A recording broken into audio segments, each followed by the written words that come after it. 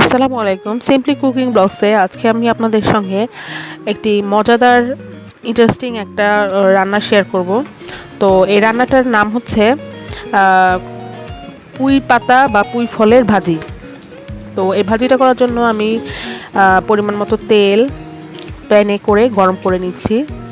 তো এই প্যানে গরম তেলে আমি প্রায় 10-12টা পেঁয়াজ, হাফ কাপ মতো পেঁয়াজ হবে কাটার পর, তো এই পেঁয়াজটা কুচি করে এখানে দিয়ে দিচ্ছি। তো আপনারা সবাই হয়তো এই ভাজিটা আগে করেছেন বা খেয়েছেন কিনা আমি জানি না। যে যদি কেউ খেয়ে থাকেন বা করে থাকেন অবশ্যই আমাকে কমেন্ট বক্সে জানাবেন।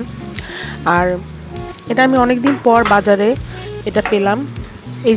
এই ফলগুলো আমি সাধারণত মানে ঢাকায় সচরাচর চোখে পড়ে না। তো যাই হোক, আমি কোনো কারণে এটা পেলাম অনেক দিন পরে।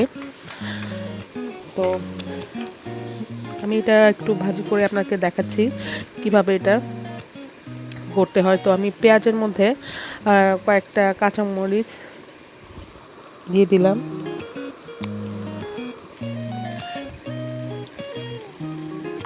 এই ফলটা মানে পেঁয়াজের পুঁই ফলটা আমি অনেক ছোটোবেলায় খেয়েছিলাম একবার। তো বড় হওয়ার পর আমি এটা দেখলাম প্রায় অনেক বছর পরই আর কি। তো আসলে আপনাদের সাথে এটা রান্না করে শেয়ার করার ইচ্ছাটা আসলে সামলাতে পারলাম না, তাই দেখাচ্ছি। তো আমার এখানে একটু তেল কম হয়েছিল, আমি একটু তেল দিয়ে নিলাম আর একটু। এটা বেশি একটু নরম হওয়া পর্যন্ত ভেজে নিচ্ছি।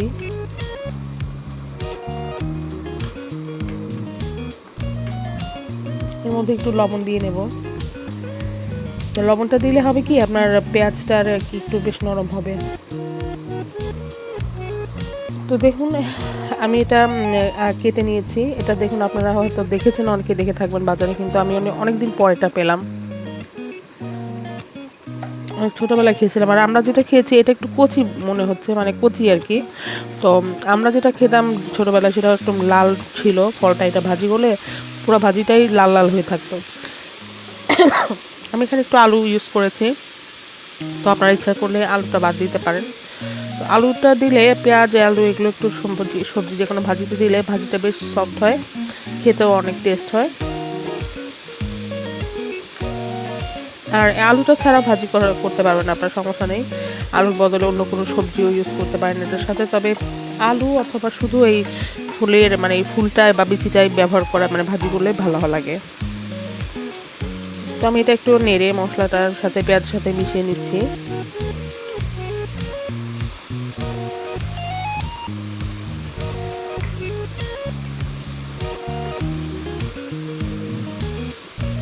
তো বেশ ভালো মতোই আর কি সুন্দর করে একটু নেড়ে ভাজিটা আর কি মিশিয়ে নিতে হবে। তো এখানে আমি একটু সামান্য হলুদ ইউজ করব কালারের জন্য, কারণ এটা বেশি সাদা সাদা হয়ে গেছে। তো এটা হলুদ ছাড়া করা যাবে, তো আমি সামান্য একটু হলুদ দিলাম, জাস্ট আর কালারটা চেঞ্জ করে হয়ে যাবে। আপনারা ইচ্ছা করে এটা বাদ দিতে পারেন। অনেকে হলুদ ভাজিতে ইউজ করে না। মাল্টি কালারের বা বিভিন্ন কালারফুল সবজি হলে হলুদটা না ইউজ করলেই ভালো লাগে দেখতে। তো এটার মধ্যে একটু সবুজ মানে ভাজিটার মধ্যে একটু এই হলুদটা ইউজ করলে একটু কালচে কালচে ভাব থাকে না, এই আর কি। তো এর মাঝে আমি একটু তেজপাতা দিয়ে নিয়েছিলাম। তো দেখুন ভাজিটা বেশ অনেকটা সময় নর্মাল ভাজির মতোই হয়। আর এটা হচ্ছে একটু মাঝখানে একটু ঢেকে রেখেছিলাম। তো আপনারা চাইলে ওটা ঢেকে একটু বেশ সময় নিয়ে এটা ভাজি করে নিতে পারেন। এটা অনেক সুস্বাদু, আমার খুব পছন্দ। আর এই জিনিসটার এইটা হলো আপনার ইয়ের মধ্যে আর কি বেশ পরিমাণে আয়রন আছে, এটা শরীরের জন্য খুব ভালো।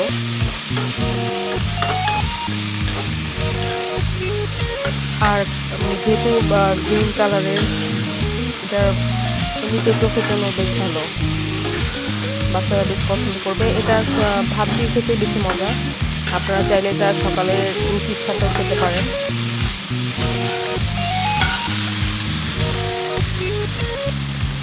দেখুন সুন্দর ভাজিটা হয়ে গেছে।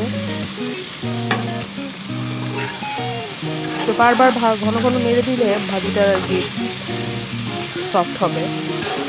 আর এটা যেহেতু পুইয়ের একটু ডাটাও আছে, যার কারণে একটু বেশি সময় নিয়েই ভাজতে হবে, নাহলে শক্ত শক্ত কাঁচা থেকে যাবে। তো ভাজিটা প্রায় শেষ হয়ে গেছে, তো আমি একটু বেশি আর লেন্দি করতে চাচ্ছি না, এই কারণে আমি একটু শর্ট করে আপনাদেরকে ভিডিওটা শেয়ার করলাম।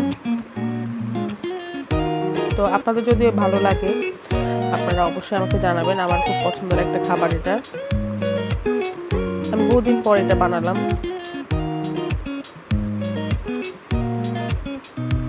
দেখুন